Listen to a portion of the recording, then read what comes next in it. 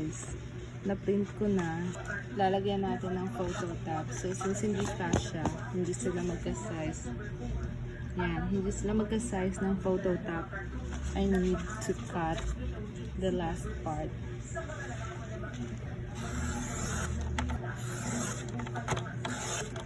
Ang purpose ng photo tab, para scratch proof yung ref magnet mo. Gamit ulit ng squeegee.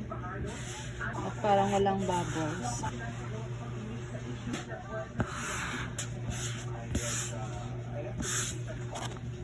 Kuha ka ng magnetic sheet. Meron din ito na wala siyang adhesive. You need to make sure that you put pressure when cutting.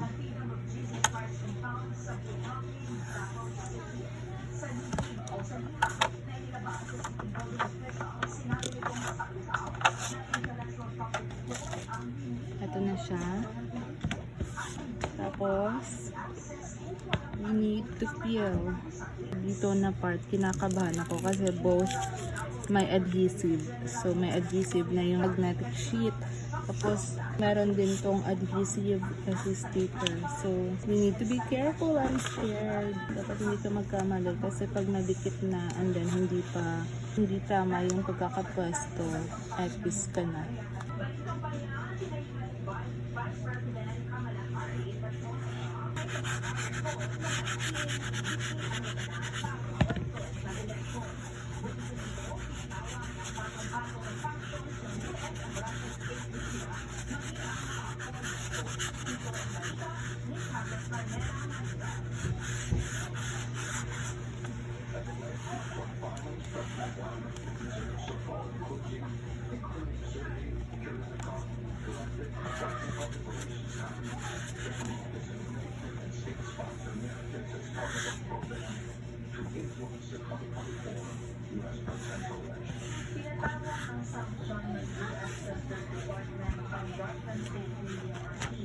OMG, nalagpasan natin yung pagsubok.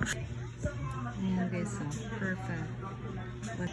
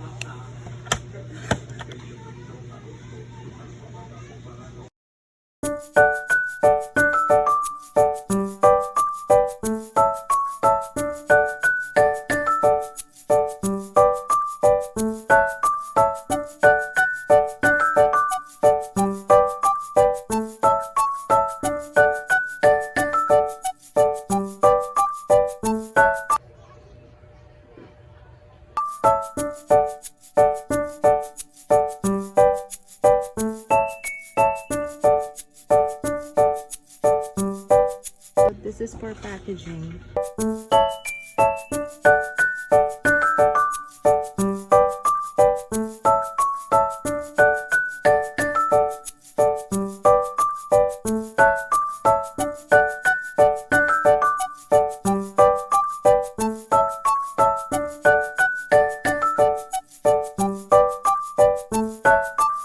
Lagyan natin sila dito.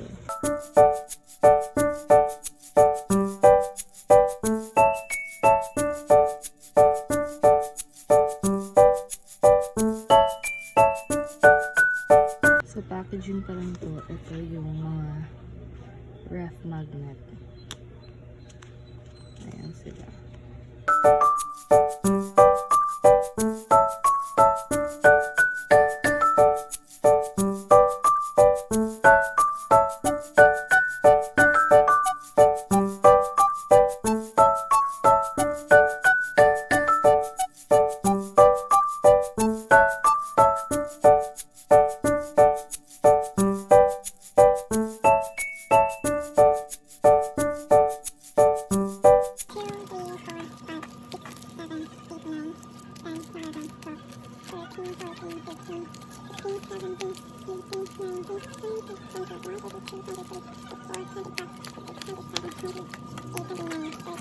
OMG.